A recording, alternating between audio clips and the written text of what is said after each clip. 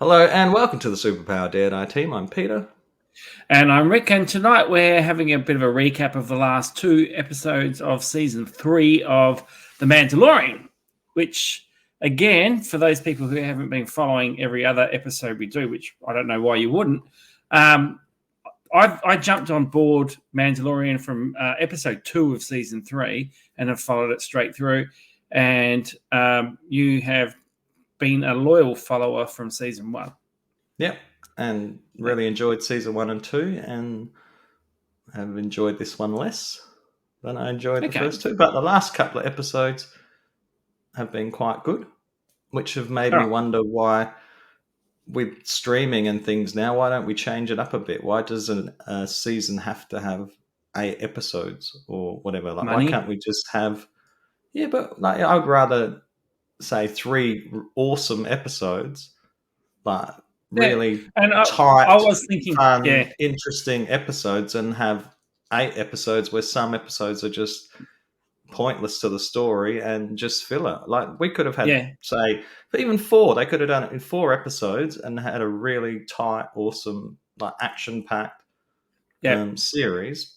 But yeah, instead we've got, oh, that was okay. Oh, that was a bit better. Oh, that wasn't very good. Oh, what were they doing there? Oh, that was good. Oh, yeah, that wasn't bad. No. So I actually, like, on reflecting on the bit that what I watched from episode 2, I actually thought this could have been a really tight 1-2 hour movie. Yeah, like, it could have been a good 2-hour feature film. There's a lot of filler in there that didn't need to. So there's a part of me that's going, the filler's there because this is supposed to be like a slow, drawn out Western sort of thing, and they add the bits to it. But there are characters in there that didn't need to be. They could have been just referenced in the background or whatever. Or just that could have been exposition stuff, and a really tight movie. Because in all honesty, like this, if I'm watching this series, I didn't hate it. It didn't win me over because I understand your appreciation of it, but it was like it's like sometimes when you go and see a movie and you go, yeah, that was an okay movie, and then you forget you've ever seen it, and it kind of felt like that to me. It was just like, okay, I watched it, and I've watched it. I think that this season sort of went away from the key focus of the other seasons, where it's just really been just Din Djarin and Grogu like going on adventures and things. This one sort of moved away to, which was okay, because I did like Bo-Katan's story, but it was like tonight there was a sequence where Din Djarin was kicking butt basically, and I thought, yeah, this is probably the first time this season he's really like stepped up and done something. Like, it hasn't been his show this season.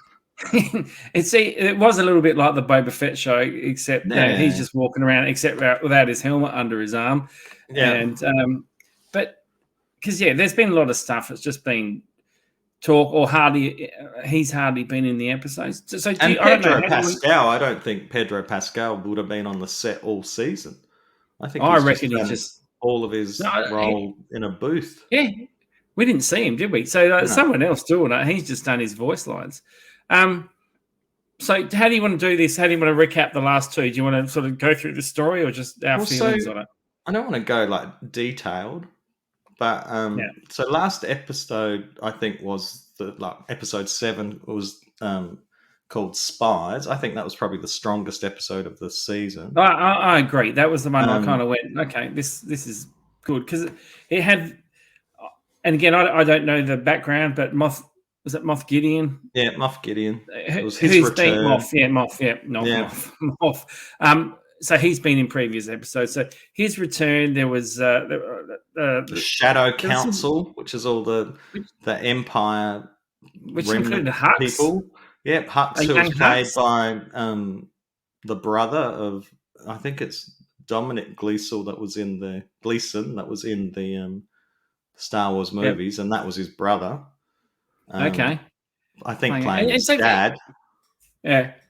I found that interesting. In the way in Andor, I liked that Imperial Council when they're in their kind of whites and looking at looking 70s kind of thing. And I know this has moved on, but I like the idea that we're reforming and we've got this whole little thing shadow. happening. Well, they called it the Shadow Council. So yeah, it's like little behind the scenes things. And I liked. Yeah. There seemed to be a bit of a power struggle. Like it's a bit of a who's got the longest ruler contest. Like well, we've got this and we've got that. And the Huxes sort of they seem to have an alliance with like the older man with the hat and the grey moustache. He's apparently Admiral Thrawn's right hand man. Okay, so because he's another character mentioned, that's come from because he talked to him about Thrawn. Well, he's like known as his right hand man. So there's sort of adding that sort of layers and what the Empire are up to after the. So I think there's a connection there to what I can't say her name. Ahsoka. Yep. Yeah. Think of the beer for some reason, but So there's links there to because I think Thrawn gets his reveal in Ahsoka. So whether that guy turns up again. So I liked it because there was some Thrawn's big been in Rebels. I don't know if he was in the Clone Wars, but he was definitely in Rebels. Oh, okay. I'm thinking live action because I haven't really. And the guy that is playing him was the guy that did the voice in Rebels.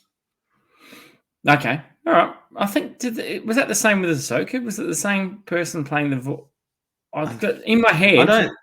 In trivia, no, it wasn't Rosaria Dawson. Okay, in trivia, that I just know that there was another one playing the same part they played. Bo-Katan. Bo-Katan. No. Okay. She played the voice of Bo-Katan, so she's. What's her name? Katie Sackhoff. Yep. Is that right? Yeah. So she's Katie Sackhoff. Yep. She's played Bo-Katan in live action and in the animated. Okay. So then we had like it was going to be the Take Back Mandalorian episode. The tribes all of the Mandalorians joined together, which again was a pretty cool scene, seeing them all together, and then a little bit of tension, but they seem to have decided that they're going to work together and they want to take that Mandalorian. They've got a lot of respect for Bo-Katan. So the episode was called Spies. That was episode 7. That's episode 7. Penultimate episode. Yeah, and so there's been a bit of speculation about who the spies were because it's spies. It's not spy. We saw the spy at the beginning. So there was speculation that maybe it was the armorer was a spy. There's a point in that episode where she takes off. She took off to take the injured people back to the ships. Injured people on Mandalorian. I've skipped ahead, but anyway. So some people thought that she was going to be double crossing them, and some people thought that the Mandalorians that had been living on the surface were actually spies too, and that they were going to double cross them. And that didn't happen in the final episode. So I don't know who the spies were now. The last episode didn't seem to I was expecting a double cross from the armorer or a double cross from those Mandalorians, but that didn't happen. Yeah, I can't. Yeah, I don't know. Maybe the title itself was just like something to throw you because maybe it was just red herring. That's but like I said, I thought that was the strongest episode, and it turns out, like if we could just recap it really quickly, that they're going to retake Mandalore. They brought tribes together. There's some other tribes that turned up that had been living on Mandalore. They're going to go, right, we're going to take our city. And it turns out that, I was going to say General Grievous, but what's his name? Moff Gideon. Has been using the planet as a base to rebuild his empire. I think and using the resources Beskar, which is what they make their armor out of, to make the strong armor for his troops, and he wants to make another. What were those fighting troopers called? He wanted to make them. He made himself a suit. The Dark Troopers. He called them Dark Troopers. Yeah. So he wanted to make them out of the Beskar as well, so they're a bit more formidable. So that was great. It was a great reveal that's where he's been. And everyone was put in a really helpless point. Yeah, because Din Djarin was taken away, like he was captured and basically dragged off. Yeah. The others were the the dark saber was revealed again, and then Bo-Katan was cutting the way out, and so they could escape. They were running away, and there was a fleet of TIE fighters about to head off to the fleet up in past the atmosphere. And Pez Axe. Paz Vizsla, yeah, he got killed. Yeah, and so it was like it had a hero's death, had the Boromir death, saving everyone. And that was the other person that could have been a spy that people were speculating about. That Axe who flew off to warn the fleet. Some people thought happened to do that. Happened to do that. Oh, I'm going to get away. Oh, look, you can do it right there, just above you, right there. It just happens to be right above you. Well, there's holes everywhere. But no, some people thought he might be the spy as well, but no. Yeah, and maybe again, I'm jumping ahead to the last episode. Yeah. Yeah. So that's the red herring sort of thing, like as in you don't trust anyone. Maybe watching without your background, I kind of just didn't even think about any of that. I was just like, okay, this is the story moving forward. But yeah, I think that was probably the strongest episode. And then we get to this one, which when I started watching, I was surprised to see how short it was, because I was expecting like it's the season finale that it might be like an hour and a half, and it was probably one of the shorter episodes. Yeah, 41 minutes. They really cleanly just tidied it up in a super easy, barely inconvenient way. But they, I thought it was entertaining and I enjoyed watching it, but I did think everything resolved pretty well. At the end of the last episode, I thought, how are they going to get out of this? They got out of it. And this one, they got out of it pretty well. Very easily. So Din Djarin starts fighting the troopers that he's like being captured by. I don't know how Baby Yoda or Grogu, I don't know how Grogu was following them. I thought Grogu was with the others, but from memory, because I didn't watch episode 7 again, but like Din told him to go away, and he did. But then when they were dragging him, and they showed a shot through his visor, which I'm going, how can this guy fight so well if that's his view? That is like terrible view. And I was going, I reckon that's an IG droid just sitting there in the background. Oh, okay. I didn't know that. And I'm like, with the wonder of the streaming TV, I could have just like rewound and just had a look, but I didn't. But it was like my brain just kind of went, I reckon that's an IG droid. Yeah. And then sure enough, and then he saw it, and that's when he decided to start fighting the guys, and then and then Grogu came in with the no. Yeah.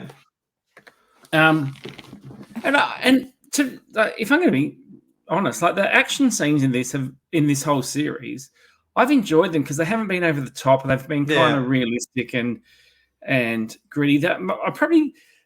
I didn't write a lot of notes about today's episode, but the one thing was bothering me is like their short range backpacks seem to like go on forever. They got like Energizer bunnies in them or something like that. Like the guy's axe is flying up to a fleet in space. It's I thought that was. Hang on. Like, is he still going? But anyway. But even the others who were escaping, and they flew quite a way away, and then they just gone, right, let's retake Mandalore. We're flying back, and then they had the flying fight with the charging cells in them or something. Maybe. I don't know. I don't know either. And Star Wars has never been a big one on fuel. Like the Millennium Falcon can just go for miles. Until they brought that in The Last Jedi. Yes, that's right. That's the thing for me. Like Star Wars has never been science fiction to me. Star Wars is just a fantasy story set in space. Like instead of horses, they've got spaceships. Instead of swords, they've got lightsabers, etc. So I think that's probably one of the problems of when they start trying to bring that science in. So you sort of just put that suspension of disbelief in. I know, but in my head I'm going, I know it's a short range backpack. Like that's the little thing. Yeah, it just takes me out of it. I'm going, it's not supposed to be. Maybe Axe has a special one. We don't know about Axe. Maybe he's got a super sonic. I don't know. he did. But I know what He you did mean. something brave. Yeah. Yeah. Like I'm not. It's not taking away from the quality of the episode or the writing. It's just it just takes me out a little It's bit. That's all. just, it is like when you said about the fighting and that is something I've enjoyed in the other series. And it's not that, like, Din Djarin's never been like a perfect fighter. He's always a bit rough and ready and he makes mistakes and, Yeah. Scrambles his way out of fights. And that's sort of been part of his character. So it was good to see him have another like hustle today, or a bit of a ramble, or whatever you want to call it. The one thing I noticed, those shield things, I thought that was quite a good little sequence. a little nod to Phantom Menace, a little bit. Yeah, absolutely, Phantom Menace. Actually, there's a few things I wish I'd written them down now that there were nods to other. I felt as nods to other things, but I did notice that Din's fighting technique involves like taking the legs out a lot. I think it's karate, like sweep of the leg. You got a problem with that? He's like a bit of a street fighter, like he's grown up on the streets or something. He's not opposed to dirty moves. But I guess, and it comes from being a Star Wars movie, but there's the whole, or a Star Wars related TV thing, franchise thing. But you never actually worried that the main characters are going to die. Nah. And that's not related to StarArs. That's everything. Well, there were actually some people that, like on podcasts and things, that were worried that he was going to die in this one, which I didn't think was going to happen. But they thought, because it'd been so focused on Bo-Katan, maybe the Mandalorian isn't Din Djarin, maybe it's Bo-Katan. So at no point did I think that he was. I expected a big torture scene or something. Like, I didn't expect it to be wrapped up as neatly. So, Din Djarin on some sort of table, getting lowered down towards sparks firing in front of him, and what's his name? Moff Gideon. He didn't say anything. That was he was very Darth Vader in this episode when they find out that Din Djarin's escaped, and he's like, "Leave him to me." It was just. Yes, Darth that was Vader one of the things. That was one of that. Yeah. Leave that to me. Then, do you want to keep going with your summing up, because you seem to be doing it more succinctly? Oh, sorry. No, I just. I'm sure we'll just cut that bit out, but then so we have the fight. It starts with Moff Gideon and Din, and was Grogu helped out a little bit. Grogu was that was an interesting one where so Grogu starts using a lot more of the Force here, and there's a fight with that's right. Din was fighting Moff Gideon, and then Bo-Katan came in and said, "Take this, I'll go save the kid." So he runs back in. Is it Praetorian guards? I can't remember what they're called. The red ones. The red guards are taken on Grogu, and I noticed when it was just Grogu in there with him, with the guards, he was just sort of running around, like avoiding them, I suppose. Yeah, not doing that like on much. The air condition on the lights, running around and doing on the light things. But as soon as Din Djarin came in and Din Djarin was threatened, like in danger, that's when he started using like he was knocking people over and knocking their weapons away. I mean, maybe I'm wrong, but to me it seemed like he was only doing that when Din Djarin was in danger. Which I think, which relates to something that happens a bit further on in. But it was nice to see Grogu actually do something instead of kind of just sit there and go, and then do big eyes or something like that. In fact, it's probably the first time I even kind of liked the character. Oh, you've got to see the first 2 seasons. Maybe. No, I don't have to, because I watched Boba Fett and I got all my understanding of it from that. But so then they fight. So then I kept calling her Kara a few episodes ago because I remember her from Katie as Kara from Battlestar Galactica. But Bo-Katan's now struggling. The Darksaber gets destroyed. Smashed. But meanwhile, this is happening. All the other Mandalorians have come down from the ships, and they're fighting with all the white troopers with the jetpacks. Yeah. But I would have kind of liked to have seen a bit more of that. Like when you first, there was a scene where you saw all the Mandalorians flying towards all the troopers coming together. I was waiting for their jetpacks just to run out. Yeah, but that's just shows you special effects have come so far, and must be a lot cheaper now because this is a TV show, and that just made me think of that sort of like movie like budget type of effects. I reckon I liked it because it was kind of a big battle, and they showed bits of it, but it was just done in the background sort of thing. It wasn't. Yeah. Because when Din Djarin was fighting Moff Gideon, and then when Bo-Katan was fighting Moff Gideon, you could see like in the flashes and people flying around in the background. Yeah, and I kind of liked it that they didn't make that such a massive focus. And then I kind of would have liked to see it a bit more. I was actually really happy with how it is because I complained about how it just gets mind-numbing and boring because how it's going to end. And it's more fun. Like if it's like with the Marvel movies, if it's everybody fighting at once, it does become a bit of a blur and a bit of a mess. So I guess just focusing on like the individual battles is probably better. And then Axe, who had warned everyone and sent reinforcements down, is taking I can't remember the name of the starship.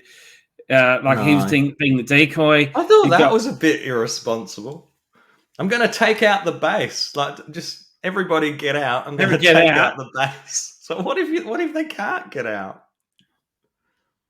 Yes, no, you're right. That crossed my mind as well. It's like because I'm going, well, hang on, the others are fighting, and they're not like as in Bo-Katan and Din Djarin are fighting. They're not going to be able to get out, and you see everyone fly out just as he's crash landing in there. Luckily, and then there's the big explosion, and there was which takes Moff Gideon out, and then.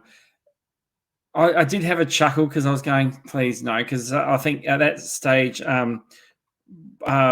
her name, Bo-Katan had that holding up a shield, the small shield, and I'm going, do not tell me that's going to save them all. And then explosion goes, and then we cut to Grogu, who's using the Force to save them from the explosion. So this was more acceptable. It was, but this is where. In my head, this is Star Wars. This is a little Yoda using the Force. Yeah. This is where the Force theme should have just like been powering through, but they've just used generic music, and it's like, oh, okay. This is where it loses it for me. This is where that should just be Force theme. Absolutely, just like take the sound effects out, just that, and it's just some sort of generic theme. You could do a little fan edit. And put the music in. And what they did with Luke coming into, they've done a fan edit using the Force theme when is at the end of season 2 when Luke came and got Grogu. But this is where Star Wars can't win. Yeah, like you got the diehard fans, not diehard fans. I'm not saying you got the fans like me who Star Wars is what it was in the 70s, and that includes like all the themes, and those themes just run through and through and through. Yeah. And I think I've heard it mentioned before on other things that Star Wars is you got to show TIE fighters, you got to show stormtroopers, so they're stuck because they've got it. But if they're trying to do new stuff, people like me complain. It's like, well, I get that they're damned if they do, and they're damned if they don't. Yeah. Because if they show it all the same and play the same music, they're like, oh, they're not doing anything new. Yeah. But if they show new things and have new music, then they're like, oh, this isn't Star Wars. Yes, that's right. Pretty much. So but I thought that was good, and it did remind me of like Groot sacrificing himself in the first Guardians of the Galaxy movie. But it was good that his powers are merging. Like it's not like he uses it to not protect like he's his family. Like it's not just he's just willy-nilly using the Force. It's like he's using it for a purpose, and it's to protect other people, which I think. And he's really not. Good. He's not a Rey. Like he's just not. His powers have been building. Throughout, and he's learning, and he's doing, and most of like season 2, he was using his Force powers just to get food. which was quite funny. And then I guess at the end they light the forge. Yeah. Oh, before that they had like the sort of baptism type scene, which is a throwback to. I thought they did the forge first, and then they had the baptism thing where. I thought. So I'm guessing it was Pez. Keep going. Paz Vizsla's son. Paz Vizsla's son gets in the way, and then so now Grogu is now we have an official adoption. He's officially dad now, and he's now Din Grogu, which I quite like. Yeah. Something I wasn't so big on Grogu because he was just baby Yoda. When I heard Grogu, I was like, but now that he's Din Grogu, I thought that was quite good. That's like the family name, Din. But they've set up for a lot of, and then they went on to set up for a lot of season 4 if it happens. So they sort of did, and they sort of didn't. I sort of thought that they tied everything together. Like this could be like a final episode. No, he really could, but there's threats there if you want to go ahead. So Moff Gideon's they've left it open enough to go on if they want to, just with the individual adventures. But they've also sort of tied up pretty much. Like they tied up the clone stuff. We forgot before, like the big mystery. Yeah. Spoilers for you, Rick, because you haven't seen season 1, 2. But the big mystery was why were the Empire interested in Baby Yoda or Grogu? And so why were they doing experiments on him? So now we've learnt that Moff Gideon was doing clones of himself and putting Force power into those clones. Which still, again, ruins a lot of stuff. Like, okay, hang on, what is the Force? I think it was just something that binds us and then it was midichlorians and now it's like something you can actually enhance and put into a clone. So I mean that's just what they've done because it leads on to Snoke, doesn't it? Because in Snoke in the sequels, he's supposed to be a clone with Force powers. So. Oh, he's a clone of the Emperor, isn't he? That's not. I don't know what he was. Badly, no. I think he was a clone of the Emperor that didn't. I didn't think he was the Emperor, but anyway. No, because when at the start of Rise of Skywalker, when they're walking through, you can see clones of. Yeah, but I think they were just clones that he made. I didn't think they were of him. Anyway, I don't care because that was never thought through, and I hate it. I never understood how the Emperor was in the last Rise of Skywalker. But so there was lots of things that were sort of mysteries over and the whole Bo-Katan taking back Mandalore, all that sort of thing. That's been common themes over the series. So we do go back to Navarro and tie up some things that were at the beginning of this season. Like they're trying to find that chip so they could have a IG-11 again. And Grief Karga wanted to ask Din Djarin to be his marshal. Because I missed episode 1. No, so you missed episode 1, so that didn't make sense to me. But now, he asked Din Djarin to be his marshal. So now he's got those little, I don't know what they're called, those little rat creatures. Oh, those things. But they only turned up in Rise of Skywalker. Yeah. I freaking hate them. Must have had a lot of puppets left over. But so they've fixed up the IG-11 and making him the marshal of the town. So that sort of summed that up. And then we just end on a nice little scene of Din Djarin actually sitting down and relaxing at his little thing. I hated it. Oh, I liked it. And that, you know what I hated? The last. Why did you hate it? Because the camera shot they've just put into a little circle. Oh, it's just going, that is so Looney Tunes cartoon. Yeah, but it was nice to see him actually sit down. That's why I sort of thought this could be the end. If they wanted to end it now, that could be. Absolutely they could. I don't think they're going to end it now. I think I don't know if there's going to be a season 4, but there is going to be a movie set in the Mandalorian universe. Okay. Before we go into an overall, I know it's dragging on a bit, everyone, sorry. But there was, so R5-D4 makes a bit of a cameo in this one again as well and sort of saves the day. But those mouse robots, what the hell do they do except walk around and go, doo, doo, doo, doo. I don't know. That was a real throwback, wasn't it? That was a throwback, was but a bit also it's just silly a pointless when scene. it was a bit pointless. There was the part of me just remembering that stupid R2 and the battle droids scene in Revenge of the Sith, maybe, where he makes them fall over on oil and sets them on fire. And I'm going, please don't go. And they didn't go that far, but it's just like he just took off. But yeah. But mouse robots, what do they actually do? I don't know. Do they report back to? Well, they set an alarm off, but no one came. Except for other mouse robots. Everyone was fighting. And other mouse robots, and they're just going, and they're just like surrounded him, and just goes, yeah, right, flies off. It's like, okay.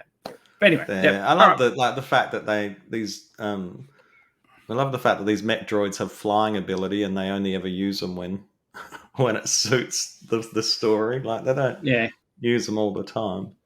I think it was a good end to the season, the last 2 episodes. I was disappointed with this season of The Mandalorian. It didn't seem to have the direction or flow as much, and it wasn't that focus on the heart of the show, which is the relationship between Din Djarin and Grogu. I did like the I guess it really did but in the end it did. In the last episode, it was lacking, and it was lacking the focus on Din Djarin getting out of situations and stuff, because they did focus on Bo-Katan. But I thought that Bo-Katan was the highlight of the episode, and I also just was disappointed that I didn't get like a story arc with Christopher Lloyd, because I thought that from hearing about it a year ago, I've been waiting for Christopher Lloyd to be in The Mandalorian, and I heard that he could be this clone Jedi. I heard that he was going to be a crusty old Mandalorian. So in my head, I thought he was, going to be the head of a family that was battling another family or something. Yep. And I didn't expect him to be a security guard at Wonderland. So that was a bit disappointing. Gave up. Yeah, he might pop up again in the Star Wars universe, I suppose. I guess like not having experienced the other episodes. Like I think I said at the start, like it was okay. I watched it and we'll probably forget it. It wasn't memorable at all, I